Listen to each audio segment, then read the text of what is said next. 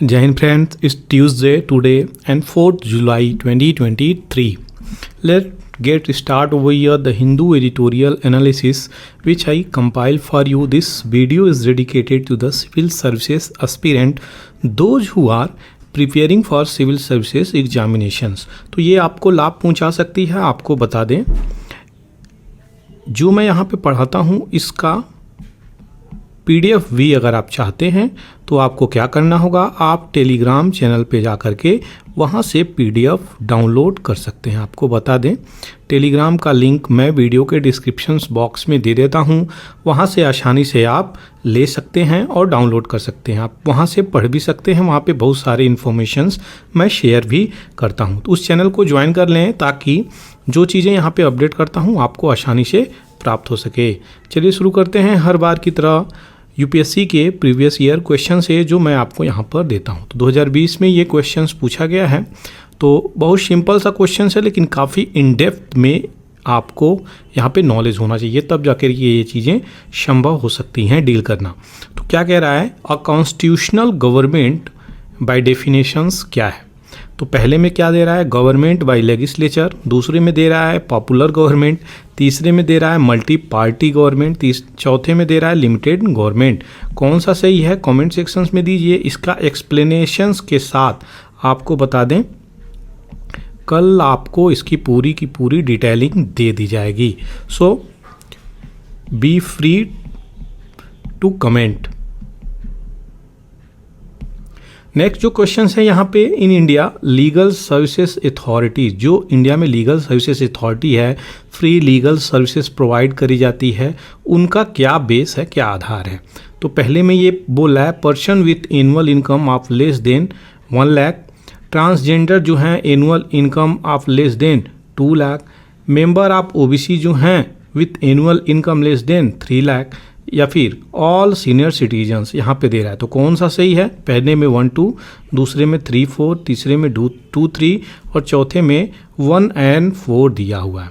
Comment sections में दीजिए। नहीं आता है तो भी कोई बात नहीं, ट्राई करिए एक बार कौन सा इसका राइट आंसर है। आपको एक्सप्लेनेशंस कल अच्छे से इसकी डिटेलिंग दे दी जाएगी। चलिए आगे बढ़ते हैं। यहाँ पे एक बार का एक स्टेट का पूरा मैं लेक कवर कर देता हूं, तो आपको पता होना चाहिए अगर इनमें से कोई भी एक लेक आप जानते हैं कहां पे है तो ये आपकी चीज़ें क्लियर हो जाएंगी कि वो किस राज्य का लेक है। तो ये सारे एक ही स्टेट का एक बार में मैं कवर करता हूं। जल्दी से लेक कवर करने के बाद मैं रिवर पे आऊँगा। तो ये चीज़ें इंपॉर्टेंट है। यहाँ पे है Alwal lake, Aminpur lake, Kapra lake, खिजागुड़ा lake, और ये खजागुड़ा तालाब, मीर आलम टैंक, बनियारा लेक, ओस्मान सागर, ये बहुत इंपॉर्टेंट है, और दुर्गम चेवरू, एदुलाबाद लेक, फॉक्स सागर लेक, हिमायत हुसैन सागर लेक, ये भी इंपॉर्टेंट है, रामकृष्णा उरम लेक। ये सारी जो लेक हैं कहाँ पर हैं आपको आंसर देना है, नहीं तो मैं कल आपको दे दूँगा। तो ये पूरे एक स्टेट के लेक हो गए। चलिए आगे बढ़ते हैं, जल्दी से देखते हैं PIB न्यूज़ में क्या क्या आज का इम्पोर्टेंट चीज़ें आया है। तो ये जो कोलंबो सिक्योरिटी कॉन्क्लेव है, इस फ्रेमवर्क के अंतर्गत यहाँ पे क्या हुआ है, nation of Indian Ocean region, ये जो साइंटिस्ट हैं इंडियन ओशियन रीजन को लेकर के यहाँ पे साइंटिस्ट किस किस कंट्री के, तो यहाँ पे बांग्लादेश और मॉरिशस यहाँ पे दोनों एक साथ आए हुए हैं, और रिसर्च करने के लिए सागर निधि यहाँ पे चीज़ें वेजल लॉन्च हुई हैं। तो ये चीज़ें याद रखिएगा, सागर निधि किससे रिलेटेड है, साइंटिफिक ग्रुप से रिलेटेड है, और ये चीज़ें पार्टिसिपेट कर रहे हैं यहाँ पे क्या क्या, तो जॉइंट ओशियन एक्सपीडिशन। तो एक बार याद रखिएगा, जॉइंट ओशियन जो समुद्र में है, लोग साइंटिस्ट जाएंगे और यहाँ पे रिसर्च करने का कार्य होगा। कौन कौन सी कंट्री, बांग्लादेश, कोलंबो की सिक्योरिटी, मॉरिशियस, इंडिया, ये चीज़ें याद रखिएगा जो कि न्यूज़ में है। ये किसके द्वारा ऑर्गेनाइज किया गया है, तो कंडक्ट किया जा रहा है आपके इनक्वायस। ये क्या है, Indian national centre for ocean information services, किस मिनिस्ट्री के अंतर्गत आता है, तो साफ साफ मैंने मेंशन किया है, पूछ दे क्वेश्चंस तो कंफ्यूज नहीं होना है। आपको बता दें, UPSC हमेशा बॉडी से भी क्वेश्चंस बनाती है और ये पूछ देती है ये किस मिनिस्ट्री के अंतर्गत आता है, तो याद होना चाहिए मिनिस्ट्री मैंने यहाँ पर मेंशन किया हुआ है। मिशन कर्म योगी यहाँ पे आपके प्राइम मिनिस्टर लॉन्च किए हैं, गवर्नमेंट लॉन्च की है। तो ये किस चीज़ के लिए है? तो जो भी ज्वाइन करेंगे ऑफिसर्स, इनके मिड कैरियर में ट्रेनिंग की सुविधाएं दी जाएंगी। खास करके इसका उद्देश्य है कि जो ऑफिसर्स होंगे उनको किस प्रकार की ट्रेनिंग दी जाएगी कि नए नए टेक्नोलॉजी का किस प्रकार से उपयोग किया जाएगा। 49वां advance professional programme public administrations के अंतर्गत ये चीज़ें इनॉग्रेट करी गई हैं। तो याद रखिएगा जो अभी आपको मैं बता रहा हूँ। दूसरी तरफ जो यहाँ पे चल रहा है दीनदयाल अंत्योदय योजना, तो नेशनल रूरल लिवलीहुड मिशंस है ये, DNRLM। तो ये लॉन्च किया है। क्या इम्पॉर्टेंट है, क्वेश्चंस यहाँ से बनेगा और बिल्कुल ही बनेगा। ई-सारस मोबाइल ऐप याद रखिएगा इस योजना के तहत लॉन्च किया गया है। क्या करेगा? तो ये ऐड करेगा ई-कॉमर्स इनिशिएटिव, जो भी प्रोडक्ट सेल्फ हेल्प ग्रुप जो जैसे कि गांव में महिलाएं लोग बनाती हैं, छोटे छोटे चीज़ों का निर्माण करती हैं, मैन्युफैक्चर करती हैं, वो सारी चीज़ों का यहाँ पे ऑनलाइन सेलिंग हो सकता है। तो ई-सारस ऐप याद रखिएगा किससे रिलेटेड है, कौन सा ग्रुप इसमें कार्य कर रहा है, ये चीज़ें इंपॉर्टेंट है। दूसरी तरफ नाडा जो बॉडी है, नेशनल एंटी डोपिंग एजेंसी, इस एजेंसी ने साइन किया है MOU। ये क्या होता है? एक प्रकार से दोनों के बीच में एक कंसेंसस हो जाती है, सहमति हो जाती है, जिसके कारण यहाँ पे दोनों किसी भी इशू पे कार्य करने के लिए रेडी हो जाते हैं। तो ये चीज़ें हैं इंपॉर्टेंट हैं। दूसरी तरफ क्या बताया जा रहा है? ये नाडा जो है आपका सरोदा, जैसे कि south Asia regional anti doping organisations, new Delhi में इनके साथ MOU साइन किया किस प्रकार से यहाँ पे ड्रग डोपिंग इन सब चीज़ों पे काबू पाया जाए।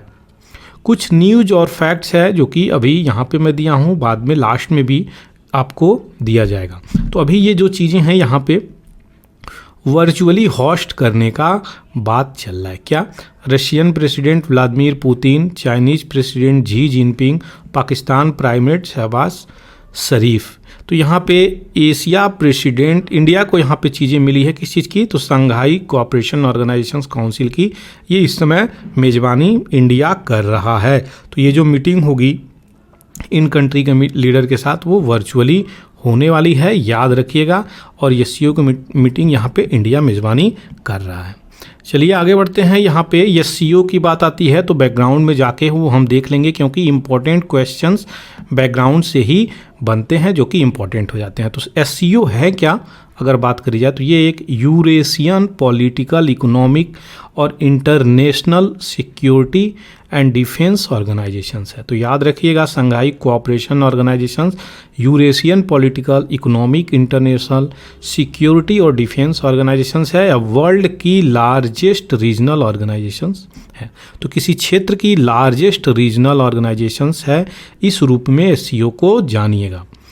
इसका जियोग्राफी स्कोप जो है, पॉपुलेशंस लगभग 60% of Eurasia, 40% of world populations, और GDP की अगर बात करी जाए तो 20% of the global GDP cover करता है। इसी से हम ये तय कर सकते हैं कि इसकी इम्पोर्टेंस क्या है, क्योंकि हर फील्ड में यहाँ पर हम देखेंगे पॉपुलेशंस, GDP और अप्रॉक्सीमेटली एरिया वाइज, तो हमें चीज़ें निकल के आएंगी कि ये तो बहुत विशाल ग्रुप है, इसलिए इसकी इम्पोर्टेंस बहुत ही ज़्यादा बढ़ जाती है। SCO की सक्सेसर की बात करी जाए तो पहले ये शंघाई 5 था। 1996 में ये चीज़ें पीपल रिपब्लिक ऑफ चाइना के द्वारा यहाँ पे किया गया था, जिसमें कंट्री थे कौन कौन? चाइना, कजाकिस्तान, किर्गिस्तान, रसिया, तजाकिस्तान। तो ये शंघाई 5 के नाम से जाना जाता था। अभी इसकी बात करी जाए 15 जून 2001 में, तो यहाँ पे हेडक्वार्टर इसकी बीजिंग है, और जो इसके अंदर है यहाँ पे रैट्स एक बॉडी है, ग्रुप है, इसका हेडक्वार्टर ताशकंद में इस्टेब्लिश किया गया है। ये एंटी टेररिस्ट ग्रुप के लिए बनाई गई है, स्पेशली रैट्स एक ग्रुप है, ये चीज़ें याद रखिएगा। तो 2004 में इसकी फॉर्मली इस्टेब्लिशमेंट हो जाती है। यह किस चीज़ के लिए टास्क है यहाँ पे? तो रैट्स का जो इस्टेब्लिशमेंट होता है 2004 में इसका इस्टेब्लिशमेंट होता है, ये चीज़ें याद रखिएगा। और जो SCO का होता है 2001 में, वो याद रखिएगा, दोनों में कन्फ्यूजन नहीं होना चाहिए। क्या टास्क दिया गया है कि ये टेररिज्म को काउंटर करेगा, जो भी आतंकवाद है उसको किस प्रकार से रोकने में विश्व पटल पे कैसे रोल निभाएगा, ये इसके लिए ये चीज़ें करी जाती हैं। तो 3 यहाँ पे इविल हैं क्या? टेररिज्म, आतंकवाद, अलगाववाद और धार्मिक जो है उग्रवाद, यहाँ पे तीनों पे फोकस करेगा। क्वेश्चंस यहाँ से बन सकता है, याद रखिएगा। ऑफिशियल लैंग्वेज इसकी चाइनीज और रशियन मानी जाती है। 9 जून 2017 को बहुत इंपॉर्टेंट डेट है। क्वेश्चंस यहाँ से कई बार बनाए जा चुके हैं। अस्टाना का सबमिट होता है किसका? एससीओ का। उसमें 2 कंट्री इंडिया और पाकिस्तान को एससीओ में फुल फ्लेज्ड मेंबरशिप के रूप में ऐड कर दिया जाता है। किसकी कैपिटल है अस्ताना? जल्दी से इतना तो कमेंट सेक्शंस में आप लिख ही दें, आशा करते हैं ये चीज़ें आपको पता होंगी। दूसरा जो इम्पोर्टेंट आर्टिकल निकल के आ रहा है एनसीपी, तो अभी जो पूरी की पूरी महाराष्ट्र की गाथा है वो तो आप समझ ही रहे होंगे किस प्रकार से ये चीज़ें चल रही हैं। तो थोड़ा सा अभी पॉलिटिकल इश्यूज को यहाँ पे देखेंगे कि किस प्रकार से चीज़ें चल रही हैं, क्योंकि यहाँ पे डिसक्वालिफिकेशंस का क्वेश्चंस उठ रहा है। तो वो आपको मैं यहीं पे एक्सप्लेन कर दूंगा कि ये चीज़ें क्या हैं, किस प्रकार से होती हैं। तो जो एनसीपी है, नेशनलिस्ट कांग्रेस पार्टी, यहाँ पे इसके लीडर कौन हैं? आपको शरद पवार जी थे। तो यहाँ पे शरद पवार जी के नेफ्यू जो भतीजे हैं अजीत पवार, यहाँ पे बीजेपी को ज्वाइन करते हुए महाराष्ट्र में नजर आ रहे हैं। ठीक उसी प्रकार से अगर बात करी जाए तो जो शिवसेना और शिंदे की गवर्नमेंट थी, तो शिवसेना को छोड़ के शिंदे बीजेपी से हाथ मिला लिए थे। ठीक उसी प्रकार से कुछ यहाँ पर हुआ है, लेकिन यहाँ पे बहुत सारे डिफरेंसेस भी हैं। यहाँ पे अगर बात करी जाए तो शिवसेना इनके फैमिली मेंबर नहीं थे, लेकिन यहाँ पे शरद पवार फैमिली मेंबर हैं किसके? अजीत पवार। तो दोनों लोग चाचा भतीजे हैं, लेकिन यहाँ पे भतीजा बीजेपी से जाकर मिल गया। अब किस प्रकार से पार्टी के अंदर यहाँ पे जो फूट है, जो इशू है, किस प्रकार से फैमिली में टसल ये डील होगी, ये भी देखने योग्य बातें हैं। और इनको जो पार्टी में ये मिले तो इनको सेकेंड डेप्यूटी चीफ मिनिस्टर के रूप में पदवी दी गई है, जो कि एकनाथ शिंदे को यहाँ पे टेंशन में रखी गई। क्यों? क्योंकि अभी जो पार्टी की मेंबर आकर के जुड़ी है तो कई सारे उनके जो कलीग हैं, जो मिनिस्ट्री लिए हुए हैं मेंबर शिंदे के, उनके ऊपर भी क्वेश्चंस उठता हुआ नज़र आ रहा है। तो ये टसल किस प्रकार से बीजेपी बैलेंस करेगी, ये भी देखने योग्य बातें होंगी। क्योंकि जिस प्रकार से पार्टी छोड़ के शिंदे आपके बीजेपी में मिले, उसी प्रकार से ये भी चले गए हैं। तो इनकी भी एक अहमियत, अजीत पवार की इम्पोर्टेंस और शिंदे की इम्पोर्टेंस दोनों अब दिखने लगी है। दोनों की जो कैबिनेट हैं, दोनों की जो मंत्रालय हैं, और मंत्रालय में इनके पर्टिकुलर जो मेंबर को मिनिस्ट्री दी गई है, ये भी क्वेश्चंस उठाती हुई नज़र आ रही है। तो ये चीज़ें हैं। अब जो डिसक्वालिफिकेशन का पिटीशंस एंटी डिफेक्शंस लॉ के अंतर्गत रख दिया गया है, तो ये क्या होगा? डिसक्वालिफिकेशंस आपको बता दें, कोई भी मेंबर पार्टी छोड़ के जाती है या पार्टी तोड़ के जाती है, पार्टी का बात नहीं मानती है, तो डिसक्वालिफिकेशंस का अल्टीमेटली निर्णय कौन लेता है? तो स्पीकर ऑफ द हाउस लेता है। याद रखिएगा, सोलली इसी का निर्णय कार्य करेगा, डजेंट मैटर कौन क्या कर रहा है। तो पार्टी का अगर वहाँ पर जो स्पीकर है तो वो क्या निर्णय लेगा ये हम जान ही सकते हैं। तो ये किस प्रकार की पैट्रियार्क ये सिस्टम चल रही है, ये देखने योग्य बातें हैं। स्प्लिंटर करके अभी तोड़ के आगे बढ़ गए हैं, और अजीत पवार ये बोल रहे हैं कि पार्टी के सभी लोगों का यहाँ पे उनके साथ सपोर्ट और सहयोग और आशीर्वाद है। देखते हैं किस प्रकार से ये चीज़ें आगे चलती हैं। कुछ मिनिस्टर जो अभी शपथ लेते हुए संडे को यहाँ पे नज़र आए हैं, और इनको चीफ मिनिस्टर अजीत पवार को बना दिया गया है। तो चीज़ें इंपॉर्टेंट है, याद रखिएगा। एनसीपी के जो मदर लीडर हैं अगर मानी जाए तो शरद पवार जी हैं, जो पार्टी को नया पार्टी के रूप में उभार कर लाए थे, कांग्रेस से यहाँ पे नई चीज़ें लेकर के आए थे। तो एनसीपी जो है यहाँ पे अपने एमएलए को लेकर कई सारे जगहों पे प्रोटेस्ट भी कर रही है, जो बचे कुछ एमएलए हैं। और यहाँ पे बात करी जाए disqualifications of the MLA, Jayanti Patel, Jitendra Ahuja assembly में यहाँ पे ये 2 लॉयलिस्ट हैं किसके? सीनियर पवार के। यहाँ पे ये जो बातें बोली जा रही हैं, इनको किस प्रकार से डील करा जाएगा। तो ये थी सारी डिटेलिंग। बीजेपी क्या यहाँ पे अपना चीज़ें हर प्रकार से, अगर कोई स्टेट में पार्टी रूल कर रही है तो वहाँ पे क्या कर रही है, वो कहीं ना कहीं उनके एमएलए एमपी इस तरीके से कोऑपरेट कर रही है और पार्टी को तोड़ती हुई नज़र आ रही है। तो ये रिटेन पावर में रहने के लिए बातें जो बोली जा रही हैं, किसी भी प्रकार से आप पावर में रहिए, यही मैटर करता है। ये क्या एक डेमोक्रेटिक कंट्री के लिए ये सही है? क्वेश्चंस उठाता हुआ नज़र आ रहा है। तो यहाँ पे यही चीज़ें हैं, शिंदे और फैक्शंस, बीजेपी, सेना, इन सब को लेके यहाँ पे एक टकराव उड़ता हुआ नज़र आ रहा है। तो यहाँ पे शिंदे भी काफ़ी सचेत हो गए हैं और अजीत पवार की एनसीपी आने से भी इशू निकल के आ रही है। तो महाराष्ट्र की जो गवर्नमेंट है अभी स्टेबल तो नहीं नज़र आ रही है। देखते हैं किस प्रकार से चीज़ें आगे चलती हैं, आपको इन्फॉर्म किया जाएगा। आगे बढ़ते हैं। यहाँ पे क्लियरिंग द वाटर, इसको लेके काफ़ी अच्छा एडिटोरियल आया हुआ है, इसको हम अच्छे से कवर करेंगे। किस प्रकार से जो इशू निकल के आ रही हैं जल को लेके, उसको हम यहाँ पे देखेंगे। तो जो अगर बात करी जाए पीने योग्य पानी, पोर्टेबल वाटर का क्या मतलब होता है?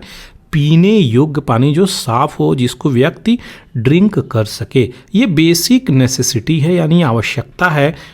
ये आज के डेट की सामान्य आवश्यकता है, ये सबको प्रदान होना चाहिए। यहाँ पे ऐसी बातें बोली जा रही हैं। 25 crore of the house hold 2016 में बात करी जाए तो जो 55 litre per capita every day of portable water, मतलब पीने योग्य पानी बहुत ही मुश्किल से यहाँ पे रूरल इंडिया में प्रोवाइड हो पा रही थी। 2016 के आंकड़े को अगर हम देखें, अभी कोई ऐसा डाउट नहीं है कि ये चीज़ें बदली हैं, लेकिन इस हद तक नहीं बदली हैं कि 2024 में जो प्राइम मिनिस्टर मोदी क्लेम किए हैं वो फुलफिल कर देंगे कि every tap water would reach to every household before 2024 election. तो ये चीज़ें अभी संभव नहीं है। 2024 तक टारगेट था कि प्रत्येक घर में टैप वाटर, नलके का पानी पहुंचना चाहिए, जो कि अभी संभव नहीं है। तो यहाँ पे जल मिनिस्ट्री क्या कर रही है? जल मिनिस्ट्री का प्लान जो कि प्रोवाइड करना था कि पाइप वाटर कनेक्शंस हर घर जल मिशन के अंतर्गत ये चीज़ें पहुंचनी चाहिए, वो चीज़ें नहीं पहुंच पा रही हैं, जो कि exclusive access to pipe water, ये चीज़ें होनी चाहिए। तो लगभग 9 crore household have their own household, यानी क्या बोला जा रहा है?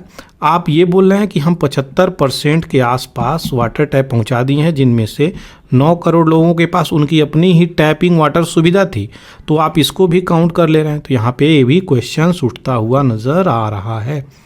इसको अगर छोड़ दें तो village, school, anganwadi, community building, इन सब में भी बहुत सारे इश्यू निकल के आ रहे हैं। बहुत सारी जगहों पे टैपिंग वाटर की सुविधाएं अभी भी बाकी हैं करना। तो ये जो मोदी का क्लेम है 2023 में नहीं कंप्लीट हुआ, 2024 में किस हद तक चलेंगी, ये देखने योग्य बातें हैं। कोविड-19 पेंडेमिक, रसिया यूक्रेन का वार भी इन सब चीज़ को डिले करता हुआ नज़र आया और 75% house hold will be connected by this time, यहाँ पे बोला जा रहा है। तो ये किस प्रकार से अचीवमेंट होगा, क्या क्या चैलेंजेज होगी, ये तो देखने योग्य बातें रहेंगी। जल शक्ति जो अपनी मिनिस्ट्री है वो क्या डाटा निकाल के आ रही है, जो भी स्टेट हैं। तो आज के डेट में बात करी जाए तो अगर यूपी ले लिया जाए, एमपी ले लिया जाए, यूपी, एमपी, इन सब स्टेटों में बहुत ज़्यादा पॉपुलेशन है। ऑलमोस्ट 50 करोड़ के आसपास या 40 करोड़ के आसपास बात करी जाए आज के सेंसस और देखा जाएगा तो 40-50 करोड़ इन्हीं दो स्टेट में यहाँ पे जनता है। तो अगर यहाँ पे इतनी करोड़ जनता है तो इन्हीं स्टेट के आप सीधे आंकड़ों को ले रहे हैं जो स्टेट दे रहे हैं, और आपके ही गवर्नमेंट इन्हीं राज्यों में चलाए जा रहे हैं, जिसे डबल इंजन की सरकार बोली जा रही है। तो ये क्या आंकड़े देंगे और इन्हीं आंकड़ों पे आप अपना रिपोर्ट तैयार करके दे देंगे, तो ये तो उचित नहीं हुआ, क्योंकि यूनियन गवर्नमेंट और सेंट्रल गवर्नमेंट में डिफरेंसेस हैं। तो ये यूनियन गवर्नमेंट का आंकड़ा नहीं है, ये स्टेट गवर्नमेंट आंकड़ा दे रही है, उसके आधार पे आप इसको मान ले रहे हैं। तो यहाँ पे प्रॉक्सी भी लगाते हुए, मतलब डुप्लीकेसी भी लगाते हुए कई सारे स्टेट नज़र आ जाएंगे। यहाँ पे ऐसी बातें बोली जा रही हैं। अगर देखा जाए तो 1,68,000 विलेज जो हैं जो रिपोर्ट किए हैं कि हर घर जल यहाँ पे आया हुआ है, हर घर जल टैप वाटर, नलके का जल मिला हुआ है। लेकिन 59,000 इनमें से आंकड़े में 59,000 ही, जो कि 35% है, उन्हीं को सर्टिफिकेट प्राप्त है कि जी आपको टैप वाटर मिल गया। तो सरकारी जो आंकड़ा है टैप वाटर का, वह कितना काउंट करेंगे आप? 59,000 ही काउंट करेंगे, क्योंकि सर्टिफिकेट मैंडेटरी होता है। जो भी सरकारी कार्य काज है वो लिखित तरीके से कार्य किया जाता है। तो कहीं ना कहीं ग्राम पंचायत भी यहाँ पे फॉर्मली इस कंप्लायंस को समझ रही है। यहाँ पे शिकायतें हैं, बहुत प्रॉब्लम है, इशू है, क्योंकि ये चीज़ें सही तरीके से इम्प्लीमेंट नहीं करी गई है। तभी तो यहाँ पे 59,000 के आसपास ही टैप वाटर सर्टिफिकेशन इशू हुए हैं। सर्टिफिकेट जो दिए गए हैं इन्हीं ग्रामों को दिए गए हैं, तो ये क्या दर्शाता है, कहीं ना कहीं बहुत बड़ा लूप होल है। और जो भी सैंपल बेस लिए गए हैं, जैसे कि 3 लाख का हाउस होल्ड हुआ, इसमें से 13,300 विलेजेस की रिपोर्टिंग करी गई है। इस प्रकार से जो चीज़ें ली गई हैं तो यहाँ पे लूप होल नज़र आता हुआ दिख रहा है। दूसरी तरफ बात करी जाए तो लार्ज स्टेट जो हैं भारत में, वो 100% कंप्लाइंस दिखाते हैं इस तरीके से, तो अपनी सहमति, अपनी इशू दिखाते हुए नज़र आ रहे हैं। गुजरात, हरियाणा, पंजाब, ये लोग यहाँ पे दिखाते हुए नज़र आ रहे हैं। तो ये जो मैकेनिज़्म है, जो सिस्टम है, जिस पद्धति से कार्य होना चाहिए, वो ट्रांसपेरेंट तरीके से कार्य होना चाहिए। ये नहीं कि इसमें अकाउंटेबिलिटी, ट्रांसपेरेंसी, इफ़ेक्टिवनेस, ये चीज़ें ना हो तो किस प्रकार से डील होंगी। ये थी सारी डिटेलिंग आज के टैपिंग वाटर सिस्टम से। क्या टारगेट है, क्या डिटेलिंग है, क्या लूप होल है, स्टेट क्या प्लान अपना एडॉप्ट किया हुआ है, और स्टेट के आंकड़े को किस प्रकार यूनियन मैनिपुलेट करके इस्तेमाल कर रहा है। मोदी का क्या क्लेम था, किस टाइम पीरियड तक टैप वाटर गांव तक पहुंच जाएंगे, सारा डिटेलिंग आपको इस एडिटोरियल में दे दिया गया है। आशा करते हैं ये चीज़ें क्लियर हो गई होंगी। चलिए आगे बढ़ते हैं। तो ये शॉर्ट म्यूटनी काफ़ी न्यूज़ में है। इस म्यूटनी के बारे में हम लोग डिटेल में देखेंगे, बैकग्राउंड में भी देखेंगे, ताकि जो भी क्वेश्चंस आपका आता है वो क्वेश्चंस ना छूटे। यूक्रेन के अगर युद्ध की बात करी जाए तो यूक्रेन का युद्ध शुरू होता है 24 फरवरी 2022 से, लेकिन ये जो युद्ध है ना, ये यूक्रेन का युद्ध शुरू होता है 24 फरवरी से। अब पुतिन इसमें जब हाथ डाल देते हैं तो ये इस मूव को एक बहुत ही रिस्की मूव बोला गया है आज के डेट में। क्यों? क्योंकि यूक्रेन और रसिया की जो लड़ाइयाँ थीं, वो सभी यही सोच रहे थे कि मैक्सिमम 15 दिन या फिर मैक्सिमम 1 महीने के अंदर ख़त्म हो जाएंगी ये लड़ाइयाँ। क्यों? क्योंकि यूक्रेन के पास कितनी कैपेबिलिटी है रसिया के सामने स्टैंड होने की। तो जो जियोपॉलिटिकल एक्सपर्ट हैं वो यही बात बोलते हैं, लेकिन यहाँ पे चीज़ें बदल गई हैं आज के डेट में। ये चीज़ें चेंज होती हुई नज़र आई। ठीक इसी प्रकार से अगर बात करी जाए तो क्रीमिया में जो हाथ डाला रसिया, वहाँ पे क्रीमिया को 2014 में अपने कंट्रोल में ले लिया। क्रीमिया को अपने कंट्रोल में ले लिया तो यहाँ पे रसिया का पावर और भी ज़्यादा बढ़ता हुआ नज़र आ रहा है। किसमें? क्योंकि ईस्ट एशियन कंट्री में इसका पावर बढ़ता हुआ नज़र आ रहा है। कोई भी कंट्री दूसरे कंट्री को कैप्चर कर रही है तो उसका पावर बढ़ेगा ही बढ़ेगा। यहाँ पे ये चीज़ें दिख रही हैं। दूसरी तरफ 2015 में बात करी जाए तो सीरिया में भी अपना ट्रूप भेजा। क्या? कौन? रसिया।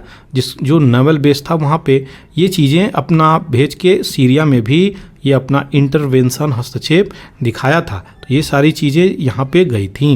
तो सिविल वार यहाँ पे जो टर्न आउट हुआ था यहाँ पे उस समय भेजी गई थी। सीरियन इंटरवेंशन यहाँ पे रसिया को भी मदद मिली। तो यहाँ पे ये किस चीज़ को दिखाता है? तो जो अमेरिका का एलाइज है इजराइल और तुर्की, यहाँ पे इन सबों को इशू दिखाता हुआ नज़र आ रहा है। पुतिन की अगर बात करी जाए तो ये कॉन्स्टिट्यूशंस को बार बार नए तरीके से चेंज करते हुए नज़र आ रहे हैं। पहले इस तरीके से कॉन्स्टिट्यूशंस रशिया का नहीं था तो उसको चेंज करके और भी ज़्यादा बढ़ा दिए। 2024 तक इनका टाइमलाइन था जो ख़त्म हो जाता टेन्योर का, प्रेसिडेंटशिप का, उसको बढ़ाते हुए नज़र आ रहे हैं। तो यहाँ पे नेक्स्ट प्रेसिडेंशियल इलेक्शंस भी अभी ड्यू हो गया, यानी अभी नहीं, अभी कोई उसकी अता पता नहीं है। क्यों? क्योंकि कॉन्स्टिट्यूशनल अमेंडमेंट कर दिए हैं ये यहाँ पे कि लंबे समय तक ये पावर में रह सकें। तो यूक्रेन का वार यहाँ पे अब शुरू होता है और इशू क्रिएट करता है।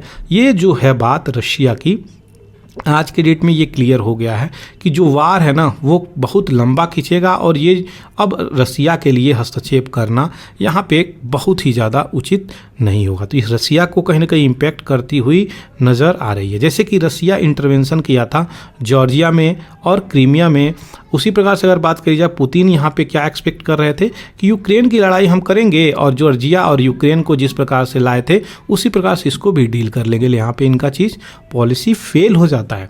दूसरी तरफ बात करी जाए यहाँ पे तो रसिया इमर्ज होगा स्ट्रॉन्गर अगर ये चीज़ें यूक्रेन को यहाँ पे जीत लेता है। यूक्रेन और रसिया की लड़ाई में ये चीज़ें सही हो जाती हैं। लेकिन यूनाइटेड स्टेट का भी यहाँ पे रोल है।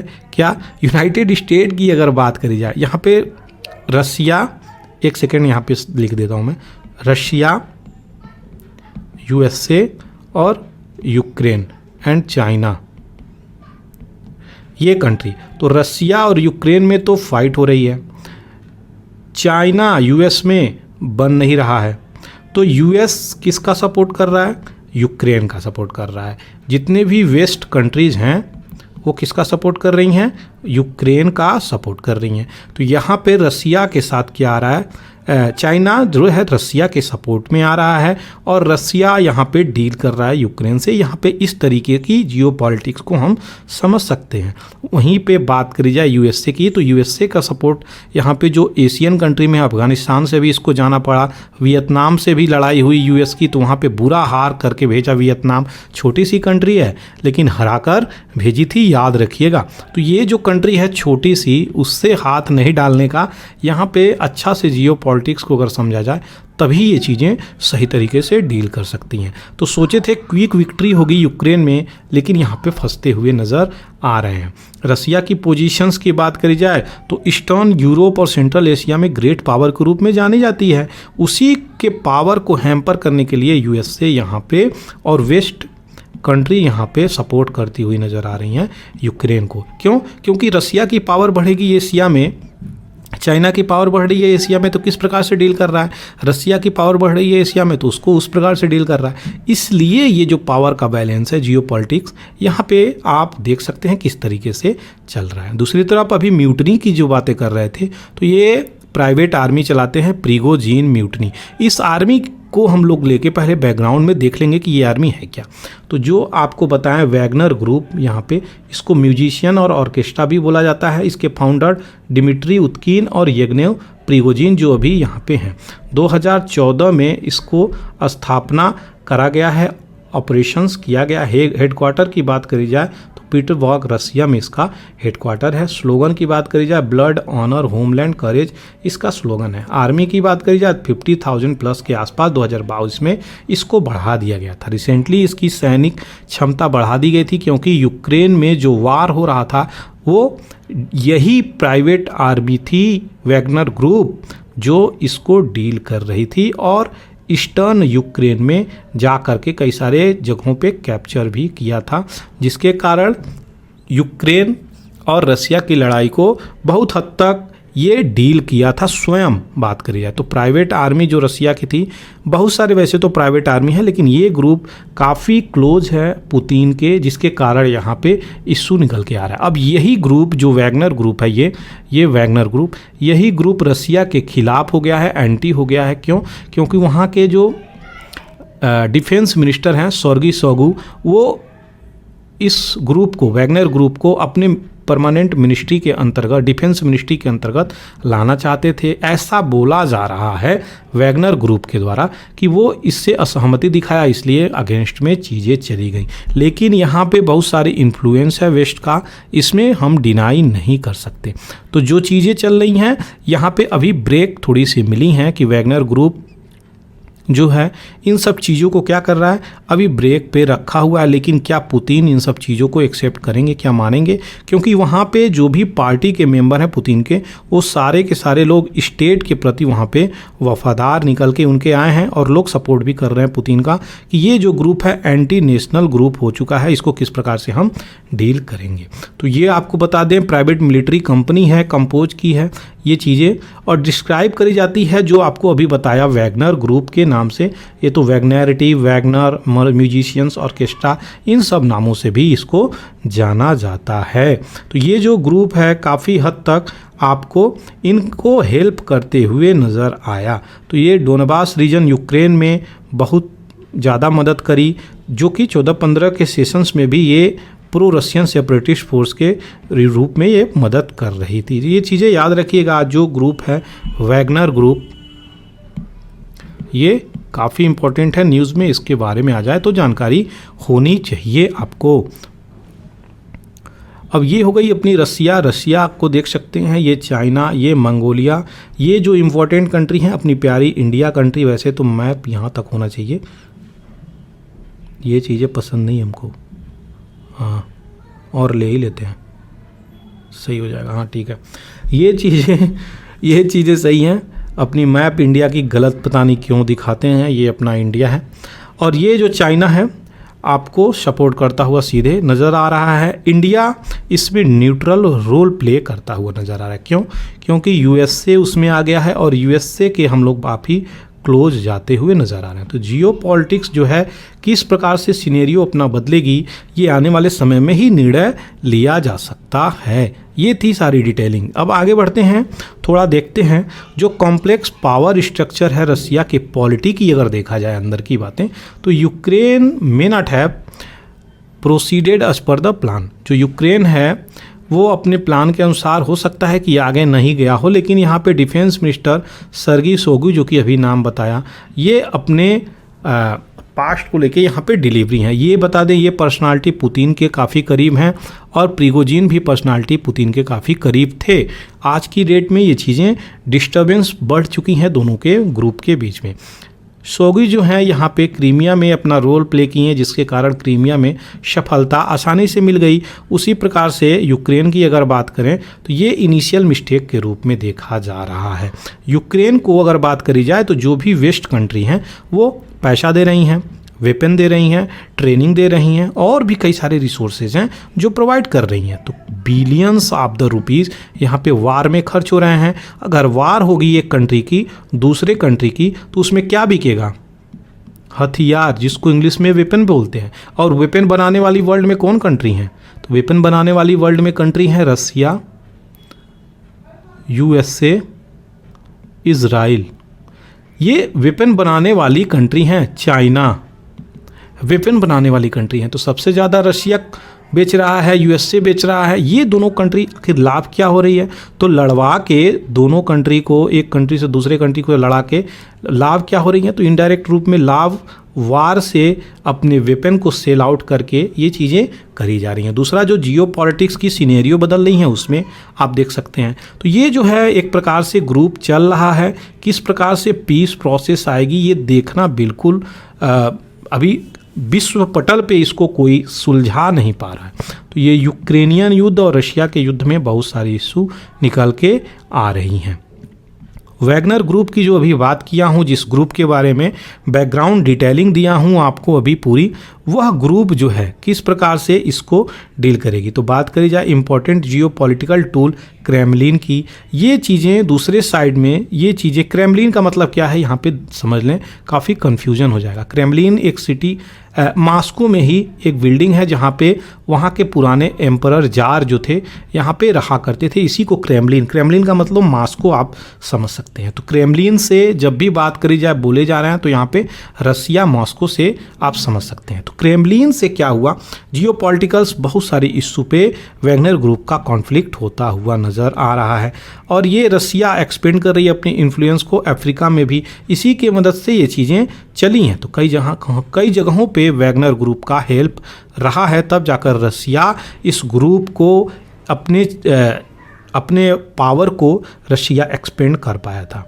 वैगनर ग्रुप की बात करी जाए तो ये काफ़ी इफ़ेक्टिव है फ्रंट लाइन में यूक्रेन की बात करी जाए कैप्चर करने में। तो सोलेदार, बाखमुत, दोनेत्स्क, इन रीजनों को मैं पहले बताया, यही ग्रुप है जो कैप्चर किया है लड़कर। तो इस ग्रुप के पास कितनी आर्मी है? ऑलमोस्ट 50,000 प्लस ये आर्मी रखा हुआ है और इनके पास टैंक, आर्टिलरी, गन्स, एम्यूनिशंस, ये सारे के सारे तोप खाने सब चीज़ इनके पास पड़े हुए हैं। ये ग्रुप अगर इनसे आपस में ही म्यूटनी हो जाती है, दोनों ग्रुप में, रसियन फोर्सेज में और वैगनर फोर्सेज में, तो किस प्रकार से गृह युद्ध छिड़ेगी ये तो देखने योग्य बातें होंगी। तो मेरा यही मानना है रसिया को यहाँ पे कॉम्प्रोमाइज़ करना चाहिए, क्योंकि इंटरनल इश्यूज अगर होगा तो यहाँ पे क्या हो जाएगा, यहाँ पे सिविल वार तीव्र गति से फैलती हुई नज़र आएगी। अगर 50,000 आर्मी रखा है तो वो आर्मी किस प्रकार से इंटरनल इन्फॉर्मेशंस भी निकाल सकती है, क्योंकि ये जो प्रिगोजिन थे ये पुतिन के काफ़ी क्लोज एलाई थे, तो इनको बहुत सारी चीज़ों का पुतिन के बारे में पता भी होगा।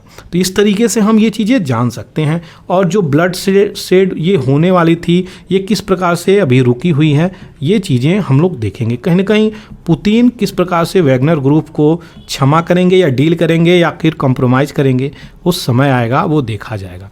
तो कहीं ना कहीं क्वेश्चन क्या उठ रहा है, पुतिन का जो लोकल लीडर हैं यहाँ पे सपोर्ट तो कर रहे हैं मदरलैंड प्रेसिडेंट को और अपने देश को, प्रेसिडेंट को, इनके लीडर सपोर्ट तो कर रहे हैं, लेकिन वहीं वैगनर के ग्लोबल एम्पायर की बात करी जाए तो इसको किस प्रकार से डील करेंगे, ये यहाँ पे क्वेश्चंस उठता हुआ नज़र आ रहा है। तो जो म्यूटनी हुई है इसको किस प्रकार से डील करेंगे। और अभी जो है ये तो एवर्ट करते हुए नजर आए। एवर्ट का मतलब अभी ये ब्लड खून खराबा जो देशों में गृह युद्ध के रूप में उभर रहा था वो तो रुकता हुआ, फुल स्टॉप होता हुआ नज़र आ रहा है। लेकिन क्या इसको कंट्रोल किया जा सकता है, बड़ा क्वेश्चंस के रूप में निकल के आ रहा है।